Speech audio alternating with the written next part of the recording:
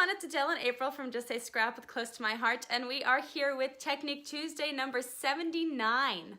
So today we will be learning how to expand your tags. Yes, so if you have no idea what we mean, you are about to find out. I'm going to show you how to extend our thin cut tags. Normally, they are this size, but I was experimenting and I learned how to give us a little bit more room on our tags. And that's what I'm going to show you today. How many inches does it have to be? I actually did 3 inches by 12. Okay. Or, I mean, depending, this is not obviously a 12-inch piece of paper, but that's got a few little cuts in the bottom. That's perfectly fine. What we're going to do here... This is our bluebird, one of our new colors. That's the lighter side. That's the darker side. Oh, maybe we'll start with the darker side. You can actually tell, so this was a white daisy tag. But you can see, like we keep saying, the bumps, do you see all these bridges? They are facing downward because it was cut downward. If you have it on this side, you're going to have the tags upward. So I think for tag purpose, maybe you should turn it to the lighter side. Okay, Cutting perfect. down. Sure. We can always switch it around, you know. People aren't really going to be able to tell, but right. might as well. Now, we're going to take our thin cut. I'll move you over a little bit so you can see. Okay, so thank you. Get our texture paste out of the way. We're going to place our tag. Now, this is 3 inches. This tag is 3 inches, but I just did it that way so it would be easier to line it up on the edge. And when I was playing with this, I originally put it right up against the left edge of your paper so that I would know where to line it up once I wanted to expand it. We also have a magnetic plate, as you can see. Yes. It's being pulled here.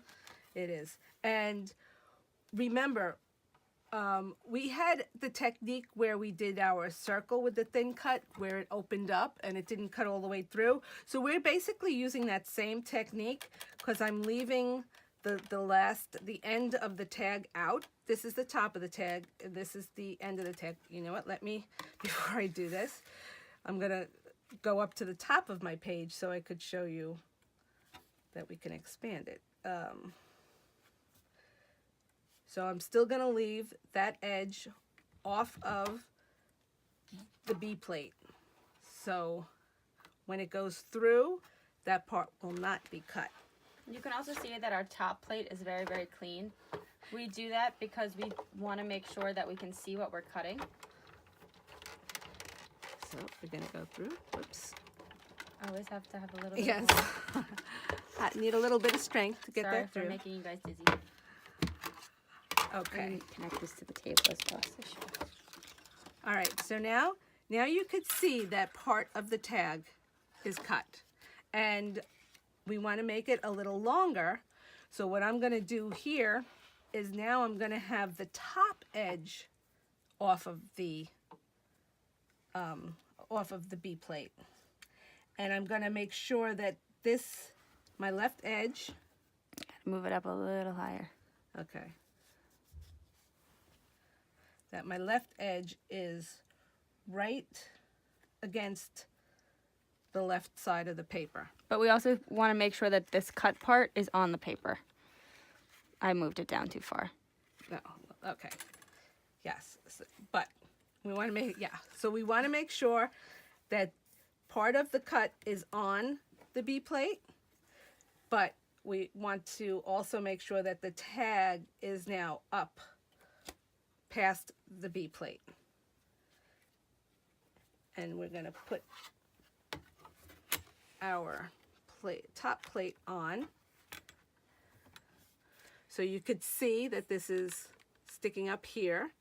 And we're doing this top part because we don't want to cut. Well, I guess you could turn it around and make fancy at both ends. Yeah. But I'm just going to make a long one. You could then actually, you could take a bone folder and a scoring blade, and you can like score a little box and tie it on the top. I actually turned it around so that this would be at the end because I find it easier to feed through the Cuttlebug